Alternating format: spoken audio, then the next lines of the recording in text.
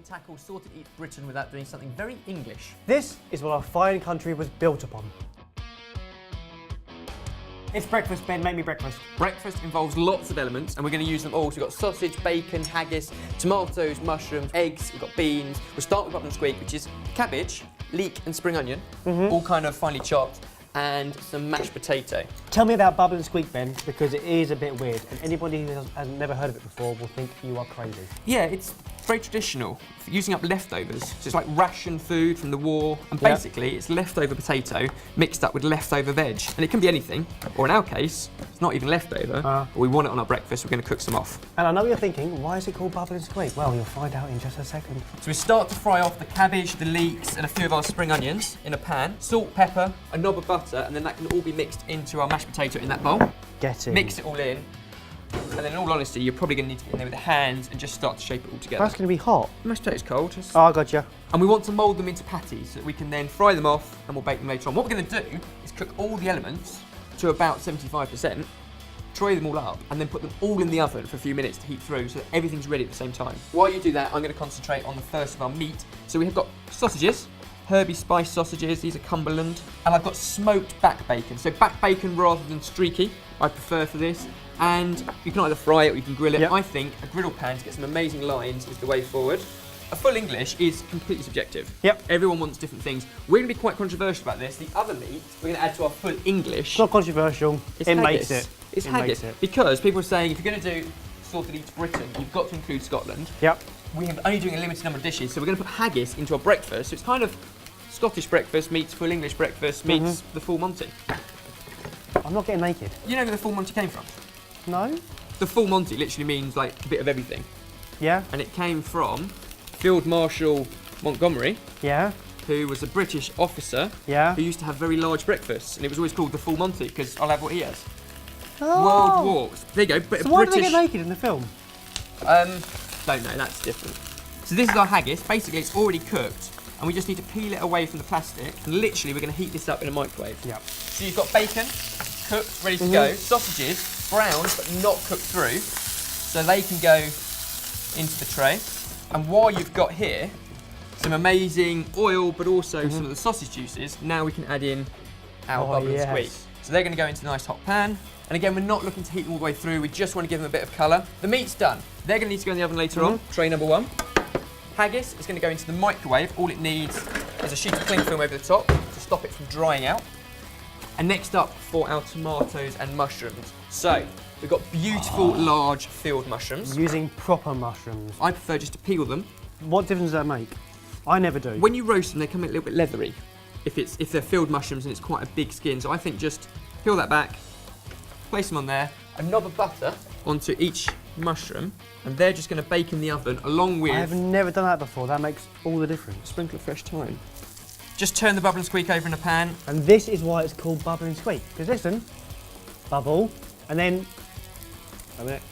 The occasional squeak. Traditionally, if you've got lots of cabbage and potato in a pan and you're cooking it and mixing it all together, rather than patties, we've done it a bit more presentation sort of heavy so you can actually look at it, it looks good, but traditionally it would just be all tossed together in a pan, and you're right, the cabbage does squeak as it cooks. These can come out and go onto another tray. Chefy tip. Chefy tip. In restaurants and stuff like that, often get food to a level where it's at its best and you've got time to make sure you get the perfect golden crust, but then you can cook it all off together at the end. Next up, our tomatoes. Nothing needs to happen with those other than a little drizzle of oil, a little pinch of sea salt, a pinch of black pepper, and that's those done as well. Next up, baked beans. Now, I'm not gonna lie, you can make homemade baked beans. We've done that before. Don't bother. This makes it, because this is a crucial part of an English breakfast. What we're going to do with them, microwave them, bit of cling film over the top for a few minutes, some fresh parsley and a splash of Worcestershire sauce, just as they come out of the microwave. Posh beans. It just takes basic beans, which are already good, to a new level. to a new level. Boom. So there we go, 200 degrees Celsius, sausage and bacon, 10 minutes. Mushrooms, tomatoes, 10 minutes. Bubble and squeak, 10 minutes. This into the 10 microwave, minutes. 6 or 7 minutes. Then take it out, mash it up, and that leaves you 3 or 4 minutes to cook the beans. So in 10 minutes, it's all ready, and then we can come back and fry up some eggs. Surrounded by all the bits and pieces that are now cooked, we can focus on the eggs, the very last part. This is the controversial bit. What type of egg do you like in the morning, okay? Is it scrambled? Is it fried? I'm a poached man. You? To be honest with you, scrambled, if it's on a full English, Why but being fried? Everyone said that kind of iconically, you look at a fried egg I'll and you give think you that. filling its I'll give breakfast. you that. So we'll do a couple here.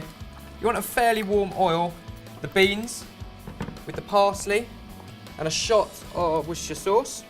Oh, You can grab sounded our, there posh. so if you grab our bubble and squeak out of the oven, and the last component there, look at the haggis now. So what is the difference between haggis and black pudding? Haggis is hearts and lungs and liver all inside of a sheep's stomach and cooked with oats and barley and things. Right. So no blood, where black pudding uses blood. And then the beans with the added parsley and Worcestershire sauce. Now this looks like a lot of food, but I promise you, you can finish it. It's Well- always the way with food dishes. You look and go, I can't do that, but you always do. Until you try. An egg, slightly crispy and golden around the edges, but still a runny yolk. And there we go, all done. It's the kind of thing you'd actually have in a greasy spoon cafe, that's what we call them in Britain, but it doesn't have to be greasy. If you cook all the elements separately and then plate it up, it can look a pretty It's picture. the poshest full English It's ever. one hell of a dish. It's our full English breakfast. Sorted.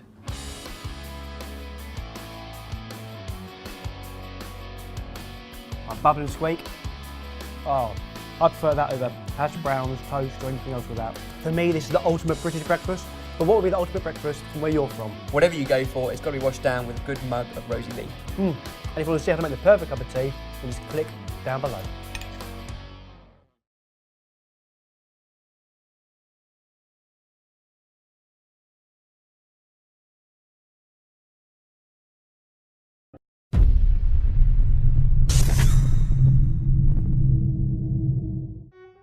Hello, this is Chef John from foodwishes.com with apple pie. Well, actually, not really apple pie because I'm not making the crust, so I guess it's apple filling. But it's still a great thing to learn, great thing to know. And by the way, I apologize for the hoarse voice. This weekend was the Food Buzz Food Blogger Awards where, yes, Food Wishes won Best Video Blog. Thank you very much. So back to the pie. All right, I'm going to take my apples. And I'm going to peel them with a paring knife. Very basic. I don't have any tricks for that. You can use a peeler if you want. I just use a paring knife. Once they're peeled, I cut them in quarters. I take out the core. I'm not a big corer. I don't have one of those things you push through. Actually, I think I do have one, but it's rusty. So I just use a knife. Once the quarters are cut and the center's taken out, I just cut them in like fifths. But I think that's a good size there. I'm using 3 different kinds of apples. That's a trick my mom taught me. Pauline says you want at least 3 kinds of apples in your pie, so check the ingredient list on Food Wishes to see which 3 I used. The flavorings for my pie filling, very, very simple. Some fresh lemon juice. I put that in first, toss everything around. So after we toss with the lemon, I'm going to add my sugar, a little pinch of nutmeg, very small pinch of nutmeg, cinnamon, and the tiniest, just a couple grains of salt. Toss that up. And as soon as the sugar's dissolved and the apples look kind of wet, I'm going to add my cornstarch. I'm going to mix that till everything looks dissolved and there's no visible cornstarch. And that is your basic pie filling. All right, to build the pie, we're going to take a 9-inch pie dish. Deeper the better. And I'm using a pre-made pie crust. And one of these days, yes, I will show you my secret. And by secret, I mean my aunt's pie crust recipe. All right, I'm going to roll that out and place that in the bottom. Make sure it's nice and even. If this is frozen, make sure it's completely thawed so it doesn't crack. Put in your apples, make sure they're packed down, and try to really get them in nice and tight. Pour over your juices, which there will be significant juices. That sugar really draws out the water in the apple. We're going to dot that with butter, unsalted butter.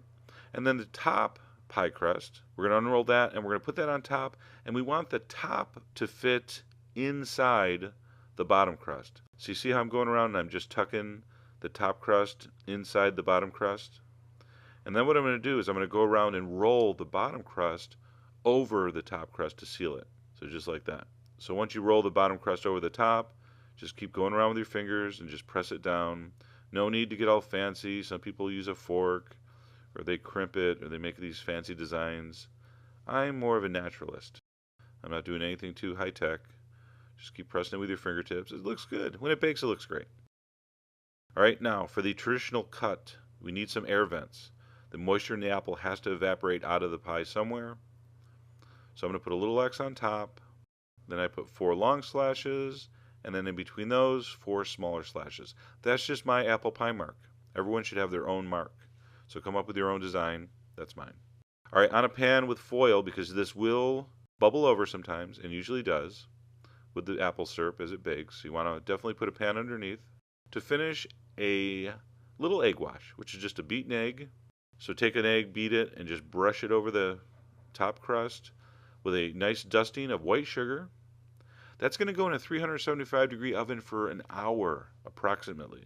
Could be an hour and 10 minutes, could be 55 minutes. You want the crust nice and brown. It's not really something you're going to be able to overcook the inside of a pie. So as long as the crust is not getting too brown, let it cook. But in about an hour, it's going to look like that. The apples inside are going to be tender. The crust is going to be flaky, golden, and delicious. You're going to let this cool completely, or at least to warm, and then serve it. 1,000 times better than any kind of canned pie filling. Don't buy those. So American. Apple pie. It's as American as Chinese takeout. So again, I apologize for the voice, but did I mention Food Wishes won Best Video Blog 2009 Food Buzz Blog Award. Thank you very much. Anyway, go to the site to get all the ingredients, and as always, enjoy.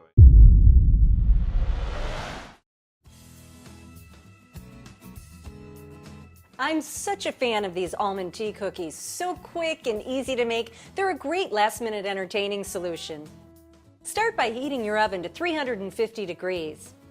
Now beat together 1 cup Crisco butter flavor baking sticks, 2 tablespoons of milk, a teaspoon of almond extract, and beat at medium speed until well blended. Next, beat in 1/2 cup of granulated sugar. Now, in a separate bowl, combine 1 2/3 cup Pillsbury Best all-purpose flour and 2/3 cup chopped slivered almonds and 1/4 teaspoon salt. Combine the dry ingredients with the shortening mixture. Shape the dough into balls. Using a measuring tablespoon or a cookie scoop works great too. Place the cookies 2 inches apart on an ungreased baking sheet. Bake for 10 to 12 minutes, and keep in mind these cookies won't brown. Remove the cookies to a cooling rack. While they're still slightly warm, roll them in a cup of powdered sugar. Let the cookies cool completely, then roll them again in powdered sugar. These cookies look and taste great. Serve them with a cup of tea for a perfect afternoon snack, and you're sure to impress your guests.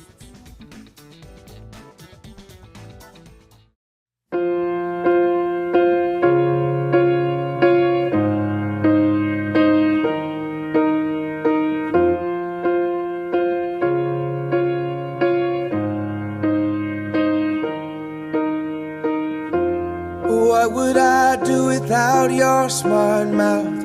Drawing me in and you kicking me out. You've got my head spinning, no kidding. I can't pin you down. What's going on in that beautiful mind? I'm on your magical mystery ride, and I'm so dizzy, don't know what hit me, but I'll be alright. My head's underwater, but I'm breathing fine. You're crazy and I'm out of my mind, 'cause all of me loves all of you. Love your curves and all your edges, all your perfect imperfections. Give your all to me, I'll give my all to you. You're my end and my beginning. Even when I lose, I'm winning, 'cause I give you all of me, and you give me all of you. Oh, how many times do I have to tell you? Even when you're crying, you're beautiful too. The world is beautiful.